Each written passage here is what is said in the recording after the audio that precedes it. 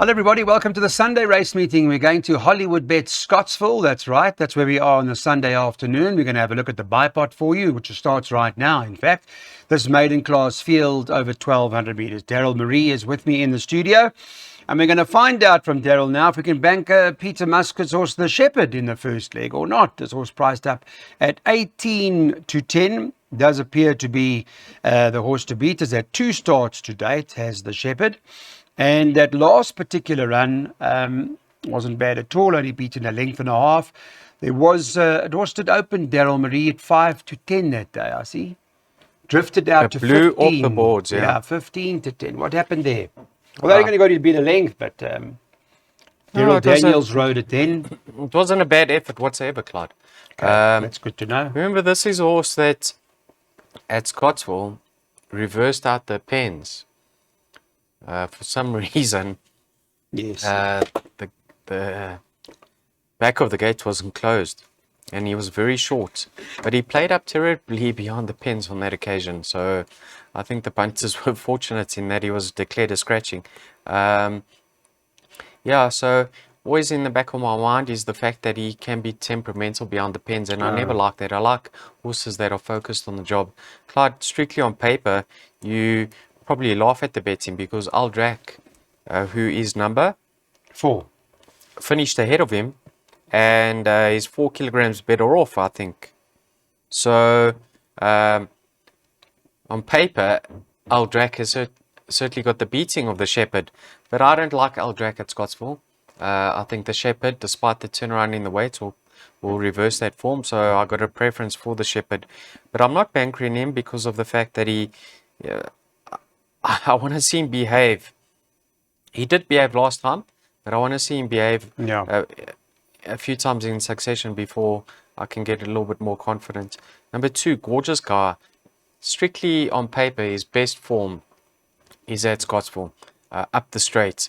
So he's back at Scottsville, up the straight. He's got pace. He's going to strip fitter.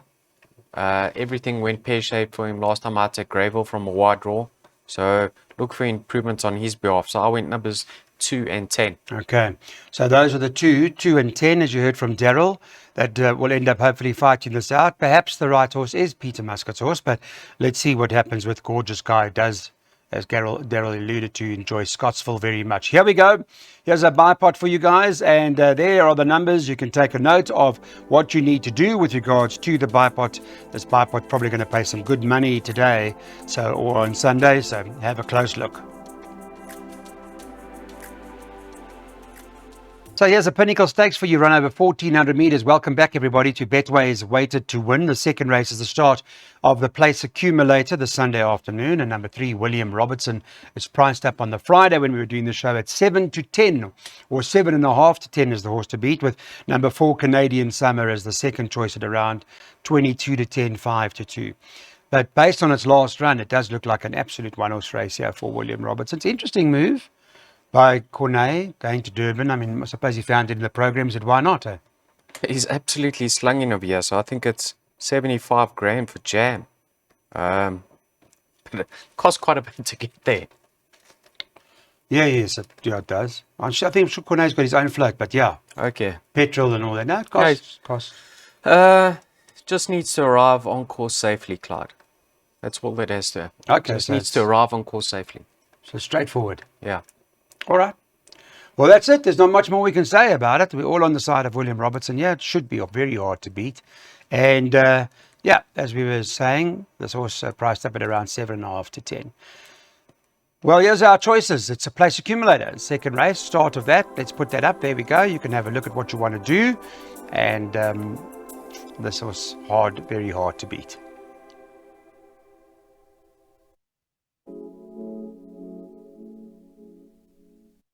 Okay, so this horse Fitzalicious, top of the boards at 9 to 2, number 1 on the card for Alison Wright. Second choice is number 7, I Surrender, also priced up at 9 to 2. So from a market perspective, form, I don't know, I'll get an idea from Daryl now, but you can get Spec Magic, that was for Pullers, at number 4 on the card, priced up 11 to 2. And then the other one, 13 Irish Luck, also 11 to 2, around 6 to 1, and better the others. Tough race. How do we survive here? Irish who? Irish Luck, number 13. Oh, I thought you said love. Yeah, Clyde. What's wrong with Irish by now- Love? You know how nice Irish Love is. Yeah. Yeah, talk to me. Putalicious number 1. By now we'll know if the Shepherd or Aldrak have franked that form. Okay. Yes, we will. Because she ran just behind them. That's Sorry, right. Clyde. He ran just behind them.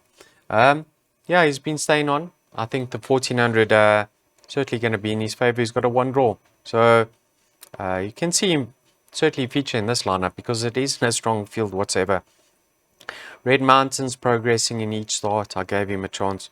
Fire Tonic last time out, I think maybe just went too hard because it was in a maiden handicap. He was giving a lot of weight all around that day. I can see him featuring back in a plated event. I actually think this track and trip will be great for him. So if I was leaning towards one, it will be Fire Tonic, but I haven't bankered him. I've gone 5 runners here, Clyde. I surrender. I think his best run to date has certainly been on a turf surface over the 1400. That was 3 runs back when he ran behind King Pelez. If he reproduces a similar effort to that, he must be a live wire.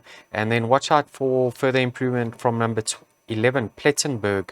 Now, it wasn't a strong field, but he did progress slightly in his second start. Had a few excuses on that occasion, but it looks like Mr. Roberts' stable. Yeah, they're coming back to form. Coming back to form. I like Nice the fact to that see. he's actually drawn out a little bit wide, and because if he comes out slow from a good draw, he could get swallowed up again and find himself too far back on the fence. So I think he's gonna he's gonna appreciate being drawn out wide. I think he can Okay. get into a better position. All right, well, Rachel's on Plettenberg, so let's see. Number 11 on the card, got to have some sort of claim. It's the pick 6, race number 3, if those of you want to get on. That's the exotic. You guys can have a look at that now and see what you want to do. Race 3, work out what your plans are. You can add, take out, do whatever you feel is necessary.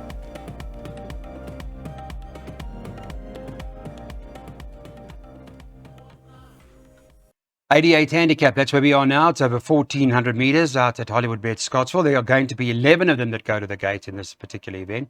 Again, quite a challenging race. The market's got Al Dante for MJ Odendaal. Chase Majan's there. Number 10 is currently priced up at 3-1 when we did this on Friday. 7 Passage of Power is the second choice at 7-2, and number 8 Beyond the Boundary is priced up at 11-2. They are betting 8-1 and better about the others.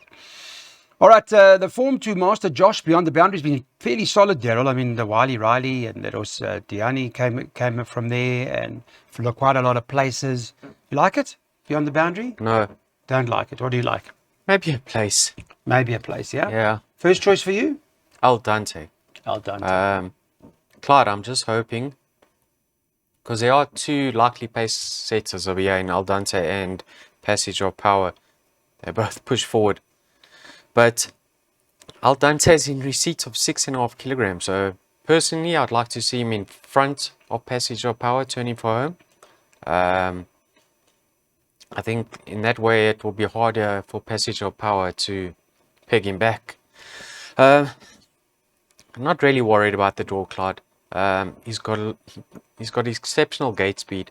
He can get into a prominent position. He's won at the track before last time out. It wasn't a bad effort whatsoever. Excuse me, Clyde. You know why? That race wasn't run in the best of conditions, but have a look at the weight he gave to the winner. 9.5 kilograms. Even the third place runner, he was giving a lot of weight away. And yeah, he's in receipt of 6.5 kilograms from Passage of Power. So I think with 56 to shoulder, I expect him to go very, very close to winning. Interesting horse over here is Imposing, and that is number 6. Now you can see further back in his form, he's never far off, Clyde. He's always thereabouts. But he's put out in 1 or 2 what appear to be below par efforts on paper, but in those races he wasn't well treated whatsoever at the weights. You can see in his penultimate start in a handicap, he was once again very competitive, and The distance will suit him. I think he'll appreciate the pace being on. So I think there's some value in number 6, Imposing. Okay. I'm going 10 from 6. Interesting. Imposing's 10 or 11 to 1 or thereabouts. Daryl likes a bit of an outsider there. So put that into the play. This horse, Aldante, you've tipped a few times. I know you like that horse. And does appear to enjoy Hollywood Bet Scottsville very much, does Aldante. Has won a good few times there already. Here's what we do or plan on doing in this particular event. Have a look. Please take down the numbers. We'll leave it up there for you to mark down, or you can use your phone, scan away, do what is necessary. Let's get this one on.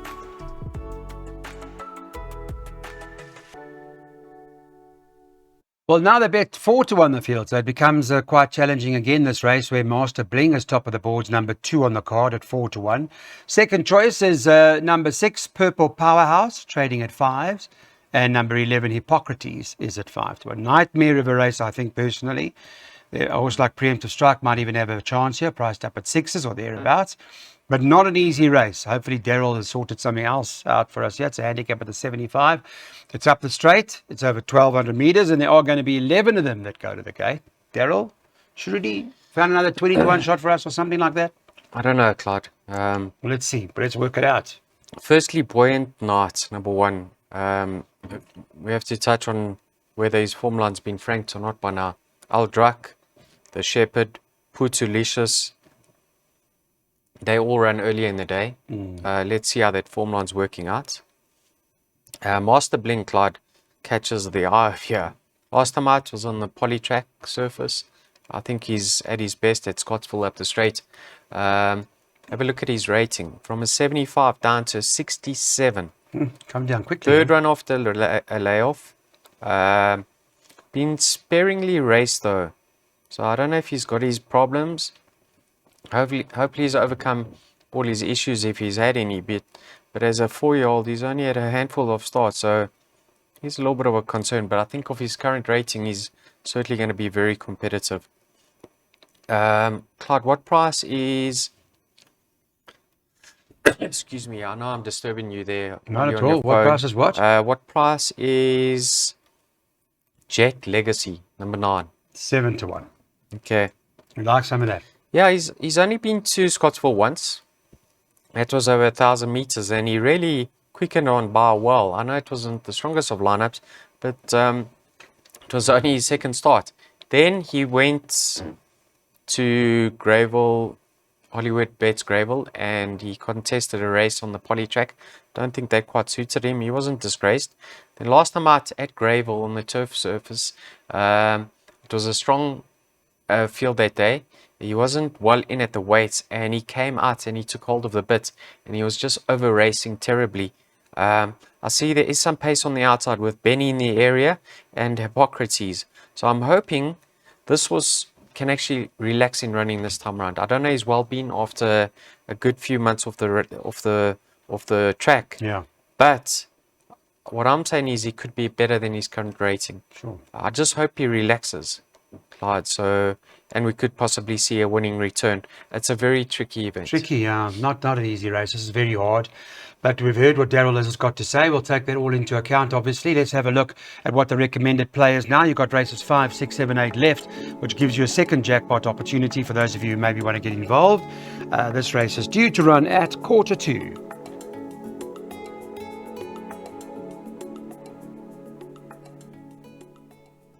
Let's go on to race number 6 on the card, I beg your pardon. Now that's next, and this is a handicap at the 68 level. It's over 1,000 meters. There's 12 of them that are lining up at this particular event. And again, 4 to 1 the field, so not any easier than what it's been so far in terms of us previewing the race on the Friday. And from the Pretoria stable, Shot of Courage is top of the board, and that's priced up at 4 to 1, number 4 on the card. Another Day Africa is priced up at 5 to 1, and 8 McCarthy for Tony Riverland. Daryl, maybe that's your first choice. I don't know. We'll ask you now. 6 to 1. What's the story? Yeah, I thought hard race. Very hard. If you thought the 5th was difficult, the 6th is, if not worse, Clyde. Shot of Courage. He actually ran better than I expected last time out. I thought he was a polytrack specialist, but that wasn't the case. He handled the turf extremely well, and It was a promising effort on his behalf. He's drawn lowish in 4. I think he likes to hand towards the inside. So if you can get to that running rail with that good early toe, 4 kgs off his back, judged on his latest turf efforts, he has to have a chance of here, Clyde. Same can be said about Another Day in Africa. He has won on the polytrack, but his latest start on the turf wasn't a bad effort whatsoever beyond Esquivel. Now we saw a few winners from that form line, so I gave him a chance. Then let's scroll down here a bit, Clyde. McCartney, number 8. I like the fact that he's strung a good few consistent runs now since being rested, or since returning from a rest. He went a bit off the boil, but his 3 runs have been positive and he's been right on top of them. So I think of his rating, he should be competitive. Rachel's taken the ride on Bless Me Fred. Hard to ignore his chances. On his best form, I think he has to be included. But Clyde, what price is number 10 here? Pinda Mzala. Currently Friday the 10. Any price, Daryl? What price do you want? I'm gonna 15 to 1. I'm gonna suggest that as the likely winner. Okay, interesting. Well, you've suggested a few long shots today. Oh, They could stick us clean out. Sure. But number 10, have a look at the son of Philanthropist, Clyde. Yeah. His last 2 starts for his new yard, his only 2 starts for his new yard, they haven't been bad whatsoever. At Gravel, he wasn't beaten too far, very much in need of that effort. And last time out on the polytrack surface, it was a fair effort. I mean, certainly far from disgraced. But what I like is he's having his peak run now.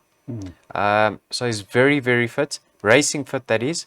And have a look at his rating. He was as high as an 87, down to a 56. Clyde, I'm not saying go and put the rent money on him, but the opposition that he meets up here, they're not world beaters themselves. So yeah, who says nothing wrong with that? Who says he's not going to be able to hold his own over here? Yeah, nothing wrong at all. That's what we want. We want those 15 to 1 shots like Pinda Mzala, who perhaps can run a place or trifectas exactas. That's Daryl shooting. Win. What do you mean? And place? Win. Okay, win. Oh, conservative. I want it. All right, Daryl. Well done. Sorry about the cricket. And stuff that we couldn't go through I'm not a cricket fan. Actually. No, but you look like a cricket player, I'll be honest. You look like a bowler. I'll leave that sport. You look like a bowler. Right, that's it. Betway's waited to win. Let's have a look what we're doing here. This is our intentions in terms of the race to come. Not an easy race, but number 10, Pinda Mzala, could be a bit of a shrewdie. You've got races 6, 7, and 8 to come.